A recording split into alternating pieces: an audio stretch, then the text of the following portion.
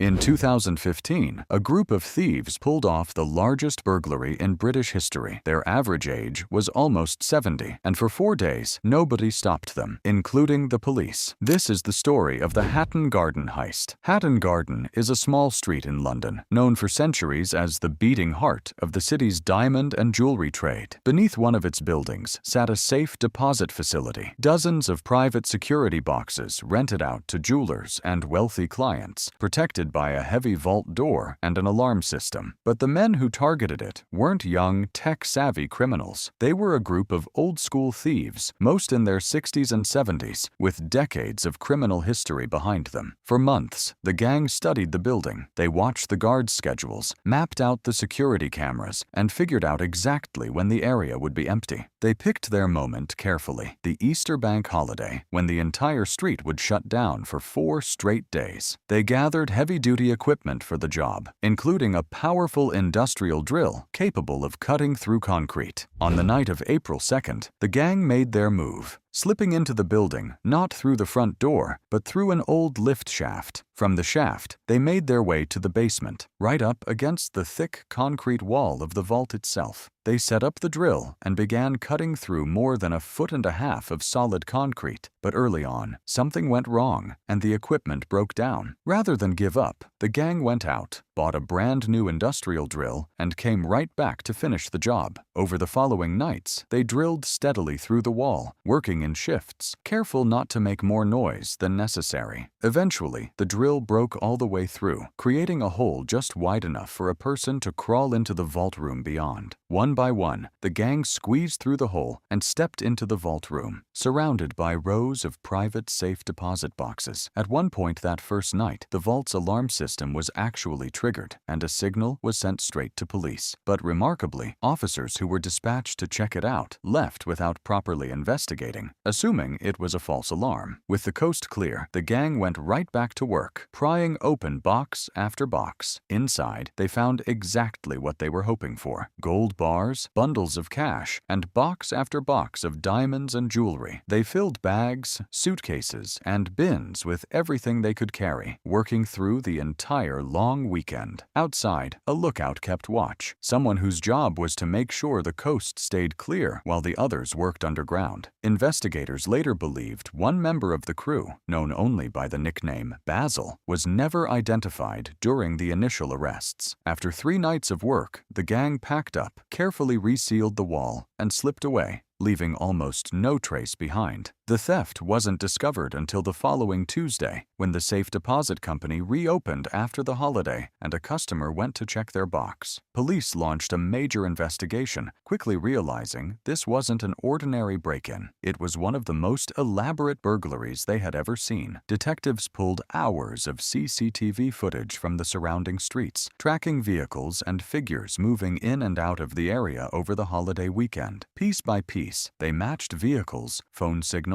and movements to a small group of older men with long criminal records. Weeks later, officers raided multiple homes across London, arresting the gang members one by one. Officers also recovered bags of gold, jewelry, and cash hidden in gardens, cars, and cemetery plots around the city. In court, most of the gang pleaded guilty, unable to explain away the mountain of evidence stacked against them. In March 2016, the ringleaders were sentenced to years in prison, a harsh outcome for men already well into their 60s and 70s. Of the roughly £14 million stolen, only a fraction was ever recovered. The rest, to this day, has never been found. The mysterious 6th man, known as Basil, evaded capture for years, until investigators finally linked him to the crime through an unusual piece of evidence: the way he walked. Years after the heist, Basil was finally identified, tried, and convicted for his role in the burglary. The heist became a sensation, inspiring documentaries and feature films, fascinated by the idea of a few old men outsmarting London's security systems. The largest burglary in British legal history, pulled off not by young tech geniuses, but by a handful of old men with a drill and decades of experience. If you enjoyed this story, subscribe for more of history's boldest heists, and tell me in the comments which one I should cover next.